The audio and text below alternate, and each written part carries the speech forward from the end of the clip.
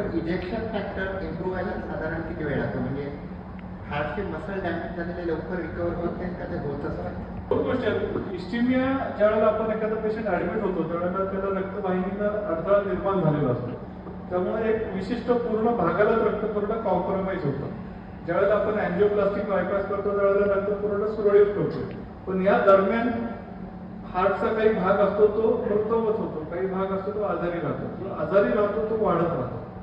जो heart dead झालेला असेल त्याच्यामध्ये वाढण्याची शक्यता कमी होते, त्याला स्कार होतात.